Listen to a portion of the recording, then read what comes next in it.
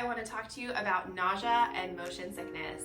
I have always gotten motion sick. When I was a kid, they used to tell me I was going to grow out of it, but here I am as an adult, still getting sick in the car anytime I'm in it for more than like 5 minutes. Motion sickness is actually really common. 85 to 95% of people get it at least a little bit sometimes. So I don't know why people told me I was going to grow out of it, because I am definitely not the only one who still has it. Luckily, I have a few tips to help stop that nausea in its tracks, and these work not just for motion sickness, but any kind of nausea. Maybe you're pregnant or chemotherapy, really anything that's making you feel sick, these tips will help for.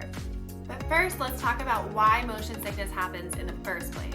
You might have noticed by now that it probably strikes when you're looking at something stationary. So maybe you're reading a book or looking at your phone. And that's because your brain sees the stationary object and your eyes tell your brain that you're not moving, but your inner ear, which senses motion, is telling your brain that you are moving. And it's this disconnect that makes you feel sick. So how do you stop motion sickness? As with just about everything, the best way to stop motion sickness is before it even starts.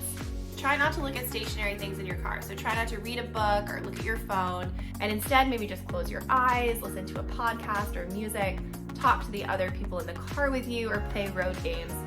Whatever floats your boat. Another great trick is to try and sit in the seat that has the least motion possible. This means sitting in the front seat of a car, or when you're in an airplane, sitting directly over the airplane wings.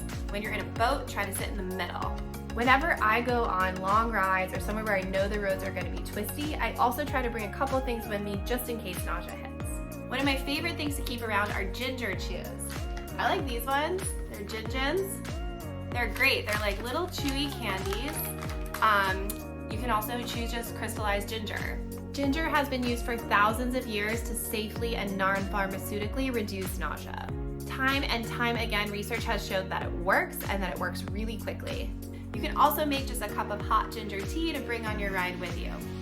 I honestly just keep these in my glove box, and then I always have them whenever I need them. Number 2 is going to be peppermint tea. Peppermint relaxes the muscles of your digestive system to help reduce nausea. Studies show that just smelling peppermint can help reduce nausea quickly. And number 3, my absolute favorite is acupressure. I use this every single time I'm feeling sick, no matter where I am. Acupressure is one of my favorite ways to treat nausea because you don't have to bring anything with you and you don't have to have any special tools. It is highly effective, it's safe, and it's very easy to do. My favorite point to use for nausea is called the inner pass point, and it's located just on the inside of your wrist. You can find this point by measuring 3 fingers down from your wrist crease. Most people have 2 tendons here, in which case we're going to find a spot just in between those 2 tendons.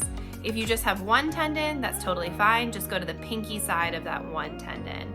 Press firmly here for about 1 minute, and you can really press here the entire time that you're feeling sick if you want.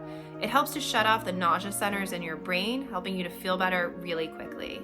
Those are my top tips for nausea and motion sickness. I hope this video is really helpful. If you have any questions, you can just ask them in the comments below and I'll get back to you. And like this video and subscribe for more wellness content.